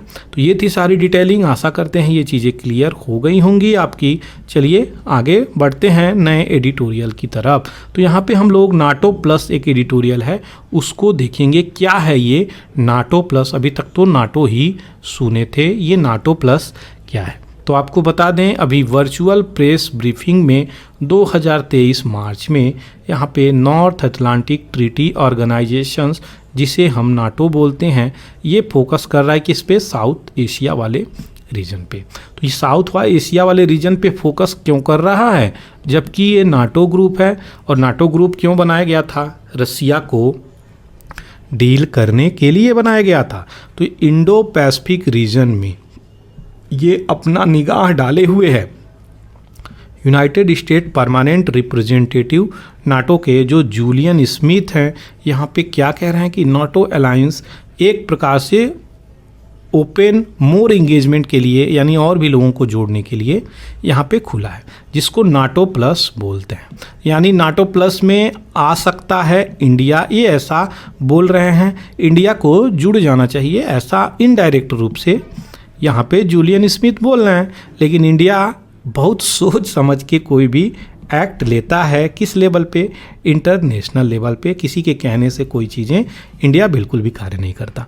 तो ये क्या रिफ्लेक्ट करेगा? सेम सेंटीमेंट यूएस के यही चीज़ें बोलते हुए नज़र आ रहे हैं। हाउस सेलेक्ट कमेटी के स्ट्रेटजिक कॉम्पिटिशन्स, ये यूएस के जो बोलते हुए नज़र आ रहे हैं कि हाँ नाटो प्लस मेंबर में कहीं ये चीज़ें इंडिया हो सकती है। यहाँ पे एक्सटर्नल अफेयर जयशंकर मिनिस्टर यहाँ पे रिजेक्ट करते हुए इस आइडियोलॉजी को नज़र आ गए हैं। सीधे देखिए रिजेक्ट कर दिए हैं कि ये नाटो का जो टेम्पलेट है ये अप्लाई ही नहीं हो सकता है इंडिया जैसी कंट्री में। इंडिया एक न्यूट्रल कंट्री है, दूसरी तरीके से चीज़ों को जियोपॉलिटिक्स में ग्लोबल लेवल पर डील करती है। तो नाटो की जो ट्रांस अटलांटिक मिलिट्री अलायंस है इसमें 31 कंट्रीज़ के रूप में यहाँ पे हैं। हम नाटो को डिटेलिंग में अभी देखेंगे, घबराइएगा बिल्कुल भी नहीं, क्योंकि क्वेश्चंस नाटो से आने ही हैं, वो तो हम सभी लोग जानते हैं। तो ये मेजॉरिटी ऑफ मेंबर यूरोप में यहाँ पे हैं, और सोवियत यूनियन के जो डिसोल्यूशंस हुई थी, जो टूट के सोवियत यूनियन USSR जो था ये रसिया बन गया, और इसमें से विघटन हुई 13 से 14 कंट्री यहाँ पे टूट के जाकर यूरोप में मिल गई। तो ये चीज़ें याद रखिएगा, बहुत बड़ा था रसिया पहले 1990s के आसपास में, इसमें डिसोल्यूशंस होती है, विघटन होती है। तो ये वही कंट्रीज़ हैं जो अभी नाटो में ज्वाइन करने के लिए उत्सुकता दिखा रही हैं, जिसके कारण रसिया ये बोल रहा है कि उसकी जो बाउंड्रीज है उसकी वजह से यहाँ पे कोर एरिया में इशू निकल के आ सकता है, उसको खतरा हो सकता है, इसलिए यहाँ पे इशू निकल के आ रहा है। अब देखेंगे बैकग्राउंड में जाके नाटो की डिटेलिंग को। तो नाटो क्या है? एक नॉर्थ अटलांटिक अलायंस है जिसे इंटर गवर्नमेंटल मिलिट्री अलायंस बोलते हैं। तो इंटर गवर्नमेंटल मिलिट्री अलायंस है, याद रखिएगा कई सारी कंट्री के गवर्नमेंट की मिलिट्री एक मिलकर कार्य करती है, जिसमें 31 मेंबर हैं, 29 European union, 2 north American countries यहाँ पे हैं। तो इसको वर्ल्ड वार सेकेंड के बाद इस्टेब्लिश करी गई थी 4 अप्रैल 1949 को। डेट पूछा हुआ है, क्वेश्चंस कई बार याद रखिएगा। नाटो जो है कलेक्टिव सिक्योरिटी सिस्टम है। इसका क्या मतलब होता है? तो अगर हम इस 31 कंट्री के मेंबर हैं, एक कोई मेंबर पे किसी भी वर्ल्ड कंट्री इस पे अटैक करता है, तो ये 31 ये 300 मिलके इसके ऊपर अटैक कर देंगे। इसी कलेक्टिव सिक्योरिटी सिस्टम को यहाँ पे दिखाया गया है। आशा करते हैं क्लियर हो गया होगा। 2 लैंग्वेज यहाँ पे इस्तेमाल होता है, इंग्लिश फ्रेंच। मोटो की बात करी जाए तो माइंड अनफेटर्ड इन डेलिब्रेशंस इसका मोटो है। दूसरी तरफ नाटो का मेन हेडक्वार्टर बात करी जाए तो ब्रुसेल बेल्जियम में है। मिलिट्री हेडक्वार्टर की बात करी जाए तो मोन्स बेल्जियम में है। रिसेंटली अभी ज्वाइन किया है फिनलैंड, जो कि 4 अप्रैल 2023 को। लेकिन अगर बात करी जाए कौन वेटिंग लिस्ट में है, तो स्वीडन भी इसमें जुड़ने के लिए तैयार है। फिनलैंड जुड़ चुका है, स्वीडन जुड़ने के लिए तैयार है। याद रखिएगा, ये थी सारी बैकग्राउंड डिटेलिंग। नाटो प्लस में जो अभी आपको इशू निकल के आ रहे हैं कि कई सारी कंट्री को यहाँ पे इनविटेशंस दी गई है कि आप जुड़ सकते हैं, जो भी विलिंग है उसको ज्वाइन कर सकते हैं। तो यहाँ पे security arrangement of NATO and the 5 treaty allies of the US. तो जैसे कि Australia, New Zealand, Japan, Israel, south Korea ये मेंबर बन सकते हैं, लेकिन आपको बता दें ये ऑफिशियली कोई ऐसी चीज़ ही नाटो प्लस कुछ बनी नहीं है, ना स्थापना हुआ है। तो दोनों चीज़ें यहाँ पे कुछ बनी ही नहीं है, तो यहाँ पे ग्रुप ज्वाइन करने का फ़ायदा क्या होगा, क्वेश्चन ऐसे ही उठ रहा है। क्या इसमें जुड़ के लोगों को मिलेगा, ये भी क्वेश्चन उठ रहा है। और नहीं तो अगर कोई जुड़ जाए बिना ऑफिशियली बने हुए तो यहाँ पे उनकी ऑफिशियली रिकॉग्निशंस किस प्रकार से मिलेगी, ये भी चीज़ें यहाँ पे इशू निकल के आ रही है। और मान लीजिए इंडिया भी ज्वाइन करता है तो जो चाइना की कम्युनिस्ट पार्टी है वह किस प्रकार से भारत के चीज़ों को लेगी, अभी सीधे टेंशन्स हो जाएगी इंडिया एंड चाइना में, तो ये भी इशू निकल के आ रही है। तो भारत जो है, इंडिया जो है, अपना जियो पॉलिटिक्स या फिर किसी भी कंट्री के साथ जो भी डिस्प्यूट है वो स्वयं यहाँ पे सेल्फ हम लोग रिजॉल्व करते हुए नज़र आ रहे हैं, किसी की मदद क्यों लें यहाँ पे। तो ये चीज़ें नज़र आ रही हैं। भारत हमेशा से नॉन अलाइनमेंट के आधार पे चला है, किसी गुट से जाके जुड़ने की बातें नहीं कहता है। तो ये जो inclusion of this country as member would require a complex process, इसमें जुड़ना भी एक कॉम्प्लेक्स प्रोसेस होगा और इम्पैक्ट भी कई सारी चीज़ें इस पर नज़र आएंगे। तो किस प्रकार से हम इन सब चीज़ों को डील करेंगे, अगर डिफेंस कमिटमेंट यहाँ पे होगा तो क्या होगा, क्योंकि ये एक तो कोई ऑफिशियल चीज़ें इस्टेब्लिशमेंट नहीं हुई हैं। किस प्रकार की, नाटो प्लस की अगर बात करी जाए तो ऐसा कोई चीज़ें हुई ही नहीं है, और नाटो प्लस की बार बार यहाँ पे जिक्र हो रही हैं। अर्लियर जो टारगेट थी नाटो की, तो यहाँ पे सोवियत यूनियन की थी, जिसे अभी रसिया बोला जाता है। लेकिन अभी जो फोकस नाटो प्लस की बात करी जाए तो ये चाइना को भी संदर्भ में लेके आगे बढ़ा जा रहा है, जिसको इंडिया अच्छी तरीके से जानता है। अगर इन सब मुद्दों को देखा जाए तो पहला क्या मुद्दा आता है, नाटो का जो फ्रेमवर्क होगा वो रसिया को खिंचाएगा और एंग्री करेगा। तो ये चीज़ें उन लोगों को इम्पैक्ट करता हुआ नजर आएगा, किसको, रसिया एंड चाइना को। इसके अलावा अगर बात करी जाए तो स्ट्रेटजिक पार्टनरशिप में रशिया और इंडिया को भी इम्पैक्ट करता हुआ नज़र आ जाएगा। किस तरीके से, क्योंकि रसिया और इंडिया दोनों पुराने मित्र हैं। जब बात करी जाए 1970 की, जब बांग्लादेश आज़ाद हुआ तो हम लोगों का इसमें योगदान अतुल्य था। इंदिरा गांधी यहाँ पे बांग्लादेश को आज़ाद कराने के लिए सबसे पहले अपनी अहम रोल प्ले की थी। उसी तरीके से पाकिस्तान का सपोर्ट करने के लिए यूएस से अपना नेवी लेके अरेबियन सी में आ गया था। तब हमको सपोर्ट करने के लिए रसिया ने अपना शिप भेजा था बे ऑफ बंगाल में, ये चीज़ें इंडियन ओशियंस में ये अपना शिप लेके उतरा था। तब जाकर के यूएस से यहाँ पे शांत हुआ, नहीं तो यूएस और रसिया का फोर्स नहीं आता तो हम बांग्लादेश को यहाँ पे क्या हुआ, बांग्लादेश को आज़ाद भी नहीं करा पाते। तो ये हमारा सपोर्ट बहुत पुराना है, रसिया और इंडिया का सपोर्ट बहुत पुराना है, रिलेशंस भी बहुत पुराने हैं। हर प्रकार की कल्चरल, ट्रेडिशनल, इकोनॉमिकल, रिलीजियस हम लोग कहीं ना कहीं जुड़े हुए हैं। पीपल रसिया के प्रो इंडियन भी और इंडिया के भी प्रो रशियन भी लोग वहाँ पे कार्य करते हुए नज़र आ रहे हैं। हम लोगों की डिप्लोमेसी भी डेवलप हुई है, सॉफ्ट पावर भी डेवलप हो रही है। ये चीज़ें जो है धीरे धीरे और भी स्ट्रांग हो रही है। क्या हम इसको इम्पैक्ट कर सकते हैं? बिल्कुल भी नहीं। इसी के आधार पे ये चीज़ें बोली जा रही हैं कि रसिया का जो है अभी डिपेंडेंट बढ़ रहा है चाइना में, क्योंकि यूक्रेन का वार चल रहा है। तो चाइना किस तरीके से डील करेगा रसिया को और रसिया किस तरीके से डील करेगी चाइना को, ये जियो पॉलिटिक्स का इशू है, क्योंकि यूएस और वेस्ट कंट्री एक हो गई हैं। इसी तरीके से इंडिया का भी यहाँ पे रोल बनता है। तो इंडिया का जो रोल बनता है, इंडिया तो अपना बैलेंस करके चीज़ें निकलता है, अपने रिलेशनशिप को कोई भी आंच नहीं आने देता है, जो भी पुरानी चीज़ें हैं उसको फॉलो करके ट्रेडिशनल चीज़ों को चलता है। दूसरी तरफ बात करी जाए यूएस लेड अलायंस की, अगर हम बात करें जो भी इसकी ग्रुप है उसकी हम बात करें तो ये हमेशा चाइना पे भी इशू निकाल करके लाता है और उसको थ्रेट लेता है। चाहे भी ट्रेड वार की बात करी जाए कि भैया ट्रेड डेफिसिट हो गई है, कंपनी आपकी इधर से उधर जा रही है, डिप्लोमेसी एक्सचेंजेस नहीं हो रहे हैं, ये चीज़ें निकल के आ रही हैं चाइना और यूएसए में। यहीं पे दूसरी तरफ बात करी जाए मिलिट्री फ्रेमवर्क की, तो यहाँ पे इंडिया का जो फ्रीडम ऑफ एक्शंस है ये इसको रोकता हुआ नज़र आएगा अगर ज्वाइन करता है प्लस वाला चीज़, जो कि ऑफिशियली कोई चीज़ है नहीं। तो इसलिए क्यों इंडिया इतना मूर्ख तो है नहीं जो इसको ज्वाइन कर लेगा। तो यहाँ पे वही सारी चीज़ें हैं। दूसरी तरफ नाटो प्लस कॉम्प्लिकेट कर देगा इंडिया की सिक्योरिटी सिस्टम को, फॉरेन पॉलिसी को। यहाँ पे सीधे मेंशन है चाइना का जो इशू है हम लोगों के साथ, वह हम लोग स्वयं बॉर्डर डिस्प्यूट को फ्रिक्वेंटली डील कर सकते हैं। अगर ऐसा नहीं होगा, हम लोग ज्वाइन करते हैं, बहुत सारे मामलों में चाइना यहाँ पे इंट्रूजन करता हुआ भी नज़र आएगा और जो अभी कॉम्प्लेक्सिटी थी और एस्केलेट हो जाएगी या नहीं।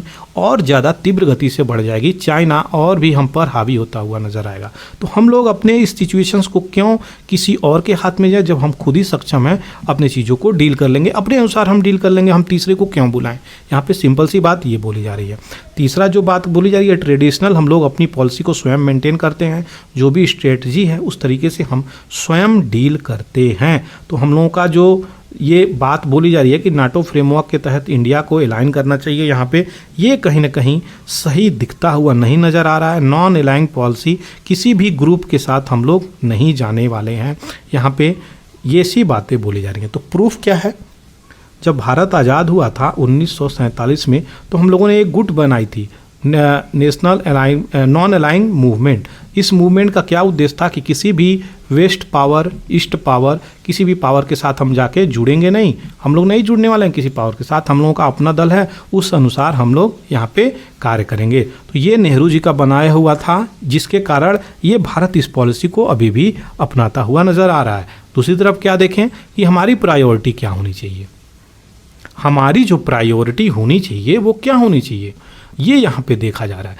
तो हमें हमारी प्रायोरिटी को सबसे पहले रखना चाहिए इम्पोर्टेंस, तब जाकर के हम जो रीजनल डायनामिक्स हैं, जो रीजनल फेरबदल चीज़ें हो रही हैं, उनकी जो सिक्योरिटी चैलेंजेस हैं उनको हम डील कर सकते हैं। जैसे कि border dispute, terrorism, regional conflict, ये हम चीज़ें डील कर सकते हैं, स्वयं डील कर सकते हैं। तो हमारी जो बड़ी जियो पॉलिटिकल सिस्टम है, एजेंडा है, जो यूरेशिया और इंडो पैसिफिक को बहुत हद तक इम्पैक्ट करती हुई नज़र आएगी, इससे हम बच सकते हैं और इंडिया अपना मदद स्वयं कर सकता है।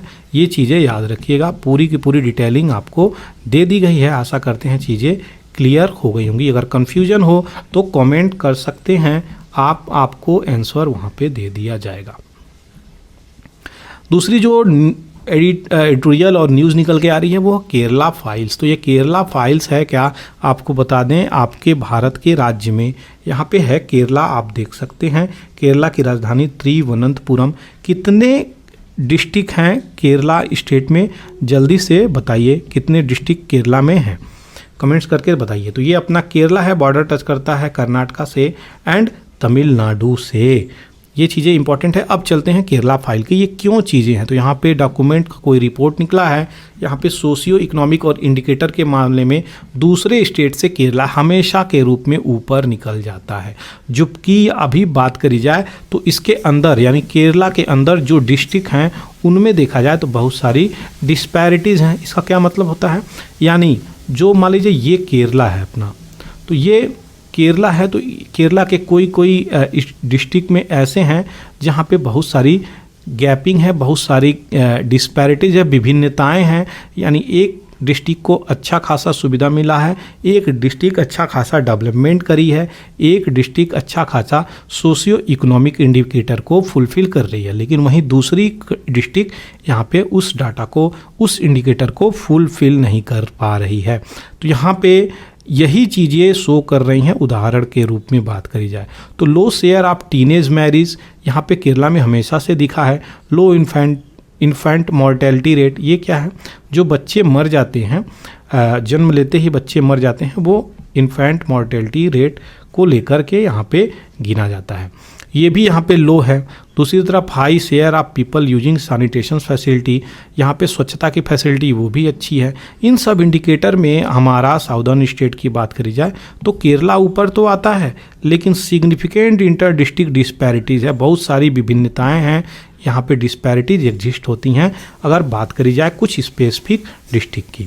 तो differences between relatively rich district such as Ernakulam, Alappuzha, Thrissur, Thiruvananthapuram, ये सब जो हैं, and relatively poor district such as Kasaragod, Palakkad, Wayanad, Malappuram, यहाँ पे बहुत ही ज़्यादा गैप है, ह्यूज गैप निकलता हुआ नज़र आ रहा है।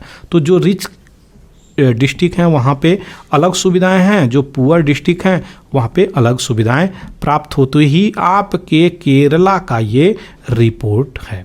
तो ये चीज़ें हैं, कुछ डिस्ट्रिक्ट को देखेंगे आप देख सकते हैं। ये नाव जो है केरला में यहाँ पे गेम होता है और ये हर साल ऑर्गेनाइज किया जाता है। इसकी स्थापना यानी इसकी शुरुआत आपके जवाहरलाल नेहरू जी ने इसको कराया था। तो ये चीज़ें याद रखिएगा। ये सेंट्रल डिस्ट्रिक्ट हैं, ये नॉर्दर्न डिस्ट्रिक्ट हैं, ये साउदर्न डिस्ट्रिक्ट हैं। तो जो अगर बात करी जाए क्लीन कुकिंग फ्यूल कितने लोग यूज कर रहे हैं, तो यहाँ पे देखिए इदुक्की डिस्ट्रिक्ट में 50-60, जबकि एर्नाकुलम और तिरुवनंतपुरम में यहाँ पे 90 के आसपास परसेंटेज में सारे आंकड़े हैं, याद रखिएगा। 90% के आसपास एर्नाकुलम में यहाँ पे चीज़ें हैं जो कि सेंट्रल डिस्ट्रिक्ट है। तो सेंट्रल डिस्ट्रिक्ट यहाँ पे देखिएगा रेड वाला सेंट्रल डिस्ट्रिक्ट है, याद रखिएगा। यहाँ पे अगर बात करी जाए कि जो 18 वर्ष से पहले ही मैरिड हैं, तो यहाँ पे देखिए मलप्पुरम, पलक्कड़, इन स्टेटों में ये 16% के आसपास आंकड़ा जाता है। दूसरी तरफ चिल्ड्रेन 5 ईयर्स आप ये जो स्टंटेड हैं, स्टंटेड का क्या मतलब होता है, ये माल नरिशन से रिलेटेड है। स्टंटेड और वेस्टिंग 2 ऐसे टर्म हैं जो यूपीएससी क्वेश्चंस बनाया हुआ है। तो वेस्टिंग का क्या मतलब होता है, wasting related to weight to height, यानी जो वेट है बच्चे का उस हिसाब से हाइट नहीं है, ये चीज़ें याद रखिएगा। स्टंटिंग का क्या मतलब होता है, हाइट के अनुसार एज नहीं है स्टंटिंग। तो ये चीज़ें रेशियो याद रखिएगा, दोनों इंपॉर्टेंट है। नहीं समझ में आया पीछे करिएगा। वेट के अनुसार हाइट नहीं होना और हाइट के अनुसार एज नहीं होना, या फिर एज के अनुसार हाइट नहीं होना, ये चीज़ें आप कह सकते हैं स्टंटिंग और वेस्टिंग को दर्शाता है। ये दोनों माल नरिश का इंपॉर्टेंट चीज़ें हैं, याद रखिएगा। यहाँ पे ये सारी चीज़ें मिलती हुई पलक्कड़ में नज़र आ रही हैं। नंबर ऑफ हॉस्पिटल की बात करी जाए तो पर लाख पॉपुलेशन पे आप देख सकते हैं कोट्टयम, तिरुवनंतपुरम में किस तरीके से है। दूसरी तरफ gross value added basic price की बात करी जाए तो अलपुजा वाला डिस्ट्रिक्ट में यहाँ पे देख सकते हैं, ये सेंट्रल डिस्ट्रिक्ट है, ये चीज़ें याद रखिएगा। वहीं पब्लिक सेक्टर वर्कर की बात करी जाए तो तिरुवनंतपुरम, एर्नाकुलम में चीज़ें किस प्रकार से चल रही हैं, याद रखिएगा। यहाँ पे जो इंटरनल डिस्पैरिटी है वो सारी चीज़ें आपको बता दी गई है। आशा करते हैं ये चीज़ें क्लियर हो गई होंगी। यानी डिस्ट्रिक्ट बेस पे भी चीज़ें अगर बात करी जाए तो हम अच्छे अच्छे जो स्टेट हैं जैसे कि केरला हो गए, तमिलनाडु हो गए, इनमें भी हम डिस्पैरिटीज़ बहुत ही ज़्यादा मिल रही है। चलिए आगे बढ़ते हैं नए एडिटोरियल पे। तो यहाँ पे हम देखेंगे क्या ग्लोबल स्टॉक टेक, तो ये क्या है, किस प्रकार से जो चीज़ें हैं जो कथनी है और करनी में किस प्रकार से चेंजेज हो रहे हैं उसको लेके हम बात करेंगे। तो born climate change conference recently 2022 में चीज़ें हुई थी। अभी ये कहाँ है, बॉर्न जर्मनी में है, जो कि याद रखिएगा। तो यहाँ पे COP28 होना है। COP28 क्या है, कॉन्फ्रेंस ऑफ पार्टी 28, यह आपके दुबई में दिसंबर में 2023 में ये चीज़ें होनी है। बाकी है देखते हैं क्या रिपोर्ट निकल के आता है, क्योंकि क्लाइमेट चेंज के ऊपर यहाँ पे कार्य होना बाकी है। तो ग्लोबली मैंडेट क्या निकला था, आर्टिकल 14 क्लॉज 1 में पेरिस एग्रीमेंट को, तो फ्रांस में पेरिस एग्रीमेंट 2015 में ये चीज़ें हुई थी। यहाँ पे आपके मोदी जी भी पहुँचे थे, याद रखिएगा। तो कलेक्टिव प्रोग्रेस होना चाहिए, लॉन्ग टर्म ग्लोबल गोल्स यहाँ पे लिया गया था, जिसमें इंक्लूड किया गया था क्या कि ग्रीन हाउस को रिडक्शन करना है, जो भी बिल्डिंग रेजिलियंस है क्लाइमेट इंपैक्ट को कर रही है कम करना है, सिक्योर करेंगे फिनांस को, एड्रेस करेंगे क्लाइमेट क्राइसिस को, इन सब मुद्दों पे कार्य किया गया था। लेकिन यहाँ पे इन्हीं सब चीज़ों पे अभी क्या प्रश्न उठता हुआ नज़र आ रहा है, क्यों 2015 की अगर बात करी जाए पेरिस एग्रीमेंट में, तो यहाँ पे एक एफर्ट लाया गया था कि हम 1.5 डिग्री सेल्सियस को ऊपर नहीं जाने देंगे, ग्लोबल टेम्परेचर को बढ़ने नहीं दिए जाएंगे। तो यहाँ पे ग्लोबल जो इंडस्ट्रियल लेवल से नीचे 1.5 डिग्री सेल्सियस हम लोग ग्लोबल टेम्परेचर को रखने का टारगेट सेट किया गया था। लेकिन बॉर्न कॉन्फ्रेंस जो हेल्ड हुआ है यहाँ पे, वो प्री इंडस्ट्रियल लेवल पे यहाँ पे चीज़ें रखी गई हैं। क्या ये अभी जो कार्य हो रहा है वो सही तरीके से रिफ्लेक्ट कर रहा है चीज़ें, तो यहाँ पे उसको क्वेश्चंस मार्क उठाते हुए नज़र आ रहे हैं। पार्टी टू पेरिस एग्रीमेंट जो बातें बोली जा रही हैं, COP27 की अगर बात बोली जाए तो यहाँ पे क्या हुआ है, principle of common but differentiated responsibility और रिस्पेक्टिव कैपेबिलिटी। इंडिया यहाँ पे ये कह रहा है कि सबको एक जैसा आप नहीं ट्रीट कर सकते, इसीलिए इस पॉलिसी को यहाँ पे कॉमन बट डिफ्रेंशिएटेड रिस्पॉन्सिबिलिटी का मतलब क्वेश्चंस आया हुआ है यूपीएससी में, यहाँ पे याद रखिएगा। कॉमन बट डिफ्रेंशिएटेड याद रखिएगा क्या कि मतलब अगर हम इंडिया हैं आप यूएसए हैं तो ठीक है, हम दोनों इक्वल नहीं हो सकते, ये चीज़ें याद रखिएगा। हम लोग कॉमन हो सकते हैं लेकिन अलग हैं। इस तरीके से क्या होगा, आप यहाँ पे फिनेंशियल सपोर्ट करिए और तब जाकर के हम धीरे धीरे चीज़ों को रिड्यूस करते हुए नज़र आएंगे। तो फिनेंशियल सपोर्ट की ही बातें बोली जा रही हैं यहाँ पे, किस प्रकार से फिनांस करना है ताकि ट्रांजिशंस हो सके ऐसे सेक्टर में जैसे एनर्जी, ट्रांसपोर्ट, तब जाकर के नेट जीरो इमिशंस 2070 तक। भारत का टारगेट कितना है नेट जीरो इमिशन का, क्वेश्चंस आ सकता है। तो ये 2070 तक है नेट जीरो इमिशंस, तभी आएगा जब फिनांस करेंगी कौन सी, डेवलप्ड कंट्री। तो ग्रुप बना के यहाँ पे फिनांस करने की बातें बोली जा रही हैं। ये फ्रैक्शंस जो है $100 बिलियन के आसपास ईयरली बोली गई थी कि भैया दीजिए उन कंट्री को जो डेवलपिंग है। लेकिन क्या ये चीज़ें चल रही हैं, तो ये चीज़ें बहुत हद तक यहाँ पे इशू निकल के आ रही हैं। ये सही तरीके से अलॉटमेंट नहीं हो पा रहा है। तो इन्वायरमेंट इंटीग्रिटी ग्रुप ये किस प्रकार से चलेगी, यहाँ पे कहीं ना कहीं इन सब चीज़ों में लूप होल्स निकल के आ रहा है। तो क्या इंपॉर्टेंट है, इंटीग्रेट करने के लिए यहाँ पे वर्ल्ड बैंक को भी लाया जाए, क्योंकि जो डिवोल्यूशंस ऑफ द अमाउंट है जैसे कि $100 बिलियन पर ईयर बोला गया, लेकिन जो पैसे हैं ना वो डाइवर्ज ही नहीं हो रहे हैं, दिए ही नहीं जा रहे हैं। तो इशू निकल के आ ही रही है यहाँ पे। तो फॉसिल फ्यूल्स को कैसे कम करेंगे, ये इशू निकल के आ रही है और ग्लोबल वार्मिंग बढ़ता हुआ नजर आएगा। तो इक्विटी, जस्टिस, फेयरनेस इसमें होनी चाहिए, कम से कम फिनेंशियल ट्रांजैक्शंस होगा तभी तो डेवलपिंग कंट्री यहाँ पे इसमें रोल प्ले कर पाएंगी। किस हिसाब से, यहाँ पे अपने जो भी फॉसिल फ्यूल है उसको कम करना है, रिन्यूएबल एनर्जी को ऊपर करना है। तो भैया आप लोग जो डेवलप कंट्री हैं, आप लोग पोल्यूशन मचा के ही तो डेवलप हुए हैं। फॉर एग्जांपल अगर यूरोप की बात करी जाए, जिसको लंदन हम लोग बोलते हैं, ब्रिटेन बोलते हैं, ये 1850s में कितना पोल्यूशन किया, इंडस्ट्रियलाइजेशंस लाया कि नहीं। ये तो इंडस्ट्रियलाइजेशंस लाया तो पोल्यूशंस ये मचाया। इसकी कंट्री की, लंदन की जो थेम्स है कितनी गंदी हो गई थी, आज के डेट में उसकी नदी स्वच्छ है। तो कारण है वहाँ पे इंडस्ट्रियलाइजेशंस वेस्ट वालों ने लाया, जब ईस्ट वालों ने इंडस्ट्रियलाइजेशंस लाने का बात किया तो ये ग्लोबल वार्मिंग का नाम लेके चिल्लाने लगते हैं। तो यहाँ पे भैया फिनेंशियली सपोर्ट करो ना, तभी तो ये चीज़ें होंगी, नहीं तो हम कैसे कर लेंगे, क्योंकि हमारे पास तो पैसे ही नहीं है इतने। तो यही डिमांड इंडिया भी कर रहा है, वर्ल्ड भी कर रहा है, डेवलपिंग नेशंस भी कर रहा है। लेकिन परंतु किंतु बंधु क्या, फिनेंशियली जो है डिवोल्यूशन सही तरीके से नहीं हो पा रहा है। वर्ल्ड बैंक को यहाँ पे बार बार बोला जा रहा है भैया आओ हाथ डालो। ये थी सारी डिटेलिंग जो अभी चल रहा है। जब 28 का कॉप होगा वो दुबई में, तो हम लोग देखेंगे क्या चीज़ें निकल के आ रही हैं। लीगैलिटी ऑफ दिल्ली ऑर्डिनेंस जो भी चल रहा है उसको हम लोग देखेंगे। ये जो ऑर्डिनेंस है ये क्या अभी दिल्ली की हम कहानी आपको यहीं पे बैठे बैठे पहले बता देते हैं। थोड़ी सी एक स्लाइड ले लेते हैं।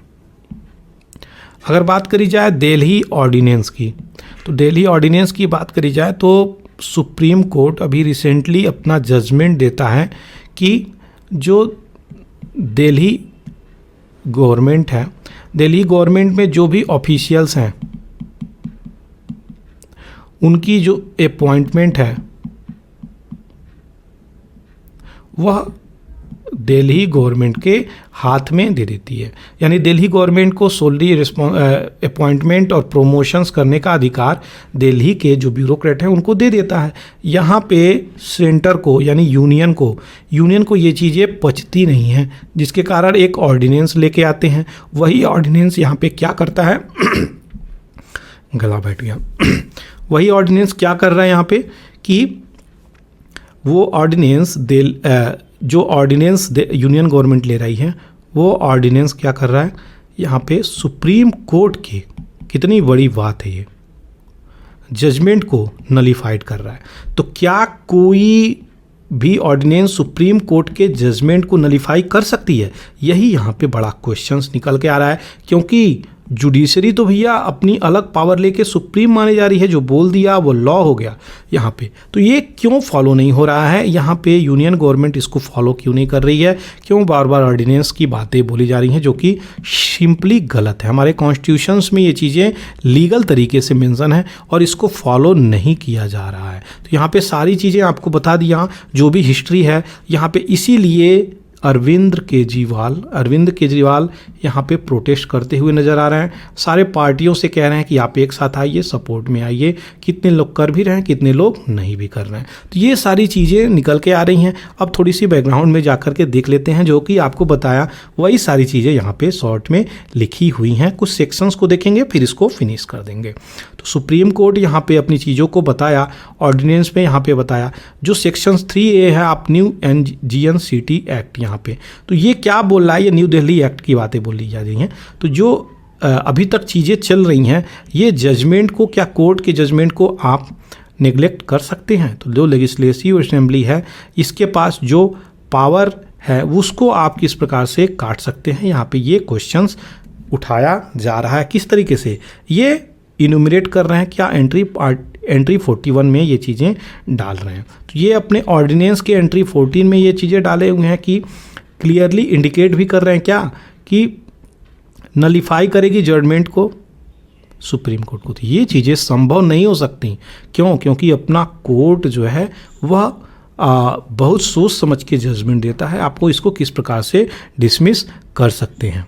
यहाँ पे वही सारी चीज़ें बोली जा रही हैं। चीफ मिनिस्टर की बात बोली जाए तो यहाँ पे इलेक्ट होके आते हैं, इनका अपना रोल है। क्या इलेक्ट होके आने वालों का कोई हक ही नहीं होता, अधिकार ही नहीं होता, राइट्स नहीं होता हमारे ब्यूरोक्रेट के ऊपर, क्योंकि ब्यूरोक्रेट तो इन्हीं के अंदर में काम करेंगे। तो यहाँ पे क्या किया जा रहा है, यहाँ पे ये सारी चीज़ें दो लोगों के हाथ में, दो ऑफिसर्स के लोगों के हाथ में बोला जा रहा है कि दो ऑफिसर्स यहाँ पे डिसीजंस लेते हुए नजर आएंगे, चीफ सेक्रेटरी और होम सेक्रेटरी। चीफ मिनिस्टर का रोल क्यों नहीं रहेगा यहाँ पे? क्यों? तो यहाँ पे चीफ मिनिस्टर इलेक्ट होके आ रहे हैं और ये लोग अपॉइंटमेंट किए जा रहे हैं। तो इस एंट्री के तहत ये इशू निकल के आ रही है। ये आर्टिकल देख लेते हैं। 239AA कॉन्स्टिट्यूशन में ये कन्फर्म करता है, पावर देता है कि council of minister headed by chief minister deal with administrative matter. तो ये एडमिनिस्ट्रेटिव मैटर से काउंसिल ऑफ मिनिस्टर जो चीफ मिनिस्टर के द्वारा हेड किया जाएगा, इसमें डील करेगा, एडमिनिस्ट्रेटिव मैटर में डील करेगा। और यूनियन टेरिटरी दिल्ली यहाँ पे एग्जेम्प्ट करती है कुछ आइटम में और ये चीज़ें डील करेगी। तो दिल्ली का जो यहाँ पे आर्टिकल है, ये चीज़ें इंपॉर्टेंट है। अब यहाँ पे जो डिसीजन ले गई है related to posting, transfer, disciplinary issue, ये सारे के सारे दो ऑफिसर्स यहाँ पे लेंगे। अब ऑफिसर्स लेंगे यहाँ पे दिल्ली के, तो किस प्रकार से ये चीफ मिनिस्टर का रोल प्ले होगा, सुप्रीम कोर्ट का क्या रोल रह गया, सुप्रीम कोर्ट की वैलिडिटी जो जजमेंट दिया उसका क्या रोल रह गया, जो सीएम इलेक्ट करके आए उनका क्या वैल्यू रह गया, सारा चीज़ पे क्वेश्चंस यहाँ पे उठा रही है। दिल्ली कहाँ पे है? तो दिल्ली आप देखेंगे ये रहा। कितने स्टेटों से दिल्ली बॉर्डर करती है, कमेंट सेक्शंस में ज़रूर लिखें।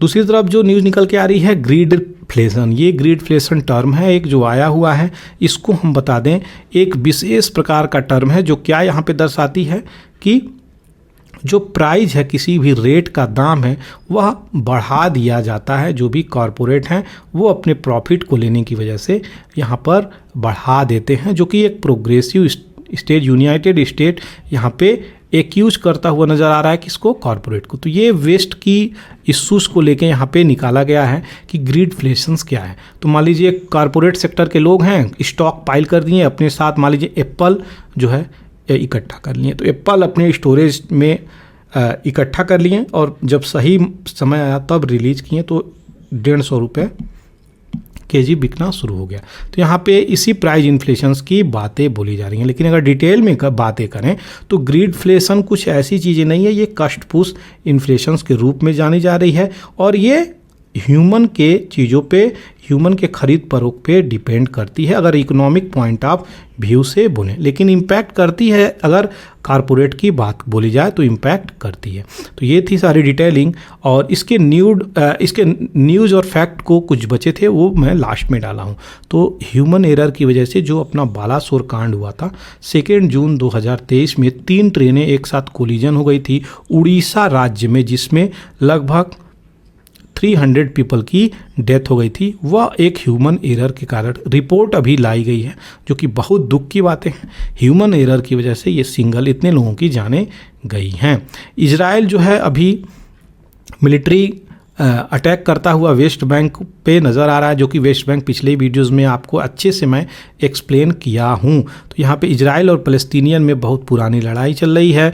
इजराइल फ़लस्तीनियन के बहुत सारे रीजन पे कैप्चर भी कर लिया है। फ़लस्तीनियन की पॉपुलेशंस वर्ल्ड में शिफ्ट कर रही है और इसकी पॉपुलेशन इस कंट्री से घट भी रही है। लेकिन अभी जो हमास एंड फतह दो ग्रुप हैं, इनमें भी कई सारे लड़ाई है। फतह जो है ग्रुप इजराइल को सपोर्ट करती है, हमास ग्रुप फ़लस्तीनियन को सपोर्ट करती है। इन दोनों की अपनी अलग अलग आइडियोलॉजी है और यहाँ पे इशू कॉन्फ्लिक्ट निकल के आ रहे हैं। दोनों कंट्री, यहाँ पे दो कंट्री नहीं बोलेंगे, ये जो इजराइल और फ़लस्तीनियन है यहीं पे उनकी अलग अलग रेस के हिसाब से डिमांड एक ही कंट्री में करती हैं। पहले फ़लस्तीनिया थे, लेकिन अब इजराइल यहाँ पे डोमिनेंट रोल प्ले करता है। चाइना के डिफेंस मिनिस्टर यहाँ पे क्या बातें बोल रहे हैं कि रसिया को फुल फ्लेज सपोर्ट करेंगे, उनकी नेवी में पॉलिटिक्स में हर प्रकार से सपोर्ट करते हुए नजर आएंगे। क्यों? क्योंकि यूएसए का सपोर्ट यूक्रेन को चला गया है, तो चाइना जो है, सिंपल सी बात है, जो अभी पॉलिटिक्स बता रहा था, जियो पॉलिटिक्स, वही चीज़ें यहाँ पे निकल के आ रही हैं। यूएस का यहाँ पे बोल रहा है कि यूएस के सीडीसी क्या है, control centre for disease control centre, 10-20 सालों की बात करी जाए तो टेक्सास और फ्लोरिडा में पहली बार आइडेंटिफाई करी गई है क्या, तो यहाँ पे लोकली एक्वायर्ड मलेरिया, तो वहाँ पे लोकली एक्वायर्ड मलेरिया का केस निकल के आ गया है 20 सालों में। भारत की बात करी जाए तो मलेरिया केस कितने सारे निकलते हैं। कौन कौन सी कंट्री फ्री हो गई हैं मलेरिया से, क्वेश्चंस कमेंट में ज़रूर लिखें, ये क्वेश्चंस आया हुआ है। तो भारत क्या टारगेट रखा है, यहाँ पे क्वेश्चंस ज़रूर लिखिएगा। नीरज चोपड़ा आपके लौसाने डायमंड लीग में गोल्ड जीते हुए हैं, ये जेविलान से हैं। अच्छा, नीरज चोपड़ा किस स्टेट से आते हैं, कमेंट सेक्शंस में ज़रूर लिखिए। तो ये चीज़ें सारी आपको बता दी गई हैं, आशा करते हैं चीज़ें क्लियर हो गई होंगी। अगर आपको इसका PDF चाहिए तो टेलीग्राम चैनल को ज्वाइन कर सकते हैं। साथ ही साथ एक रिक्वेस्ट है, आप लोग इस चैनल को अगर देख रहे हैं तो सब्सक्राइब नहीं कर रहे हैं, ये सही बात नहीं है। चैनल को सपोर्ट करिएगा, क्योंकि यूट्यूब को फीडबैक जाता है, उसी के आधार पे आप लोगों तक ये वीडियोस पहुंचाता है। Thank you for watching the Hindu editorial analysis. जय हिंद, जय भारत।